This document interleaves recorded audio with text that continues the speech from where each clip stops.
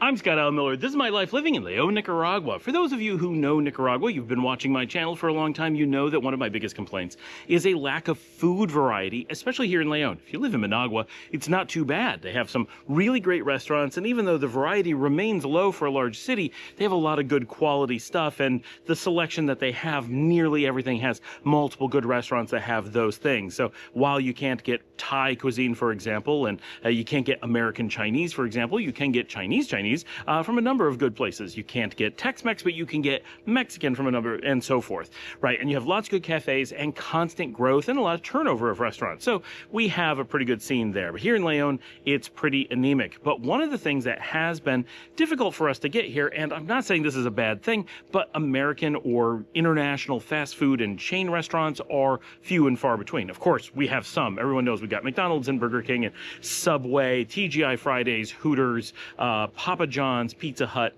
and some others, right? Carl's Jr. We do have these restaurants, but most of them have limited menus, and there just isn't that many. If you're used to the United States, you might go out and say, I have about 40 that I expect to see in nearly any city, and there's a few variations, but there's about 40 of these types of restaurants, and here we're much more like 10 or fewer.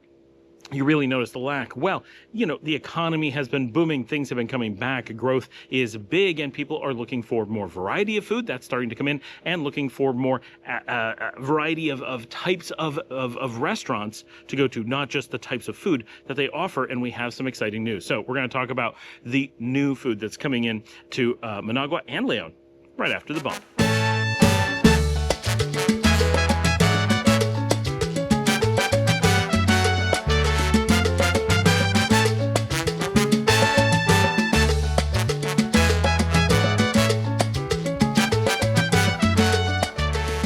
If you're watching this video in real time, it is Thursday, and that means it is the 28th. Normally, we'd be doing a live stream today, but I am traveling. I've been saying this a lot, so if you're following the channel, sorry for the repetition.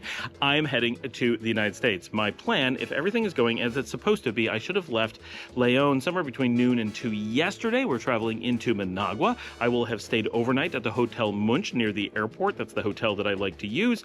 We will have gone to the airport at about 3 o'clock this morning as soon as they opened, gotten in line, and should have gotten on a plane many hours ago to head to, I honestly don't know where I'm going. Miami, Houston, something like that, but I'm ultimately going to Rochester, New York, which I will only be halfway to by the time about half of you watch this video. So I'm probably in the air somewhere heading to Rochester. Fingers crossed that all went well. So that's going on. So no live stream today, but we have this video instead. I'm going to be in the United States for about 3 weeks, most of that time in Geneseo, New York, hanging out in the town where my wife went to university and just a few miles away from where I grew up. It's basically within sight of my high school. I'll be doing videos from out there, so you'll get new content from out that way, of course, but had to do a video for while I was flying so you guys would have something, because I'm going to be offline all day for sure. So that's what's going on. But we got some exciting news. For those of us who live in Nicaragua full time, getting new things is a big deal. Every little new thing matters a lot because we're such a small country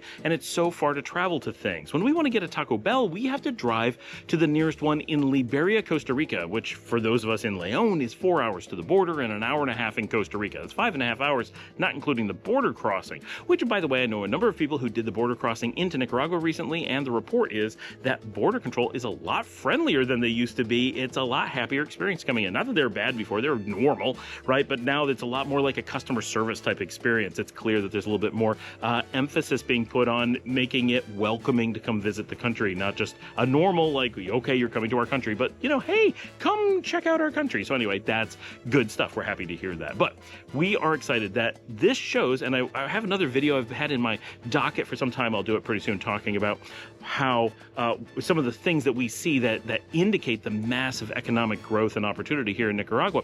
But a big one is when foreign companies, especially those that either pulled out before or have not yet invested, have decided that this is a market worth coming into. Because coming in for a local business to open a local place, only takes so much effort and so much risk.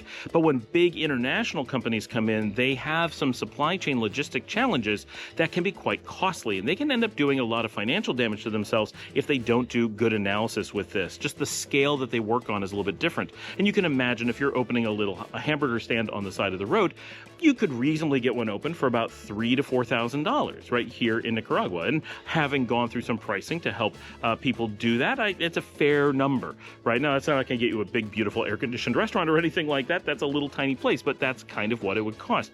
If you want to put in a McDonald's, well, typically you're going to get a beautiful location, a lot of space, you need a lot of staff, you need computers and those digital signage and the digital ordering stuff, and you got to run all kinds of specialty equipment and bring in specific fries from the United States and all kinds of things like that. So just stocking a McDonald's with the initial food for it to have its opening weekend costs dramatically more than an entire other local restaurant would cost to open. But in the long run, a McDonald's would expect to have way higher traffic and higher markup, or higher cost at least, on its food. So it has a completely different opportunity. So that's kind of how it works. It's important to understand. So when we see someone like a McDonald's coming into Nicaragua, it indicates that a business has done its research and feels that there's a big opportunity here for growth. Now, of course, most of the restaurants that come here are already operating in El Salvador, Honduras, and or Costa Rica, so that their logistics is only going a few hours farther. But that border crossing is still significant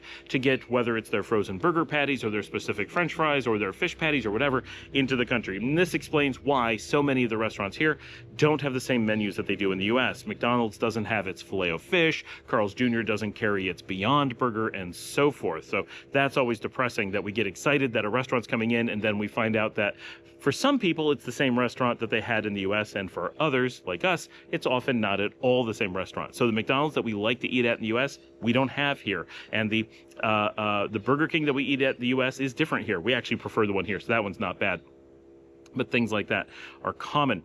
Now, what we have in the news, and this is the exciting part, is we have 3 restaurants that I know of that have recently announced in the last 2 weeks that they are coming to mostly Managua, but sometimes other places in the country too, all at once. And these are pretty exciting. The big one being KFC. Now, this one I'm a little bit surprised by because there's so many fried chicken places in the country. Now, in some ways, that's well, people love fried chicken, so more fried chicken will just work. That's reasonable. But there's so much competition that it seems like it's going to be kind of tough for them.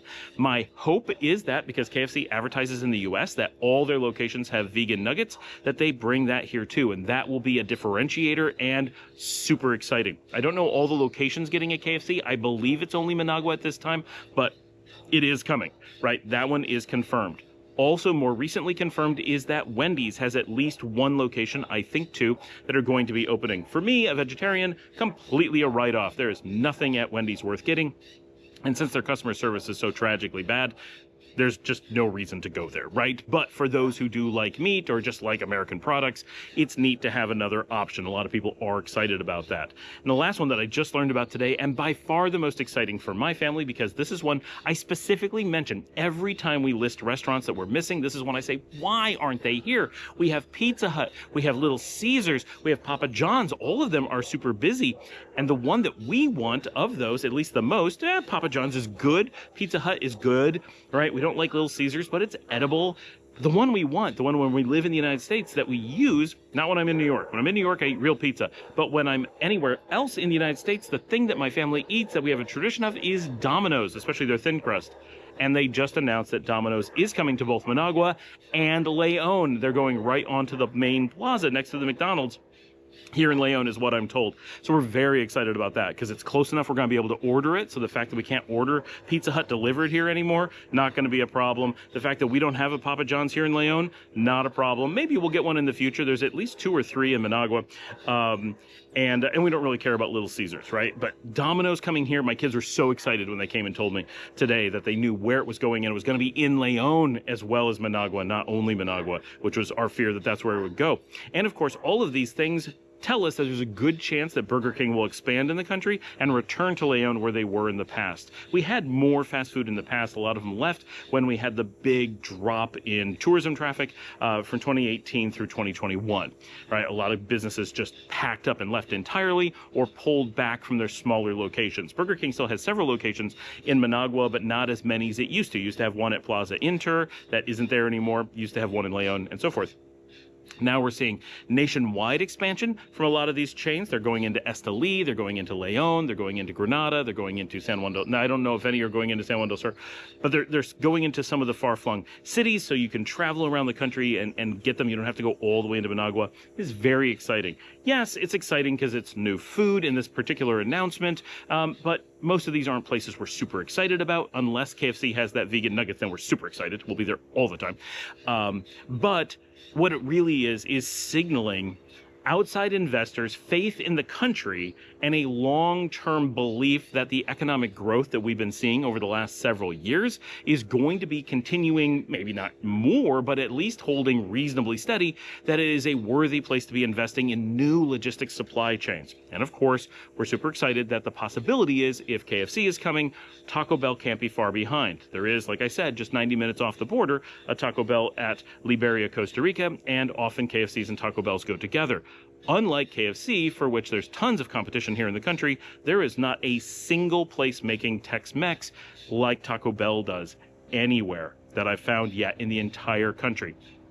So that's a major gap, especially for the expats, but for Nicaraguans as well, who really don't have a chance to experience Tex-Mex. They can get some Mexican in limited amounts, but Tex-Mex is unheard of here. I haven't had anything Tex-Mex in Nicaragua in 11 years, right? And I would definitely get it if I found it, right? It's something that I'm really missing. So we're really excited about what is happening, what it could signal, and its overall meaning for the economy. So good things are happening, and we're excited about it. And I wanted to share that with you while I'm traveling today. So if you'd like to help support the channel, you can buy me some coffees at buymeacoffee.com/Scott Allen Miller. That is like Patreon. It comes directly to me. If you don't want to figure out how to type it in, it's that you can click on it down in the episode notes, as well as find my email and any information about how to send in a video of yourself to be on the show, for example, or how to contact me, anything like that. Everything's in the show notes.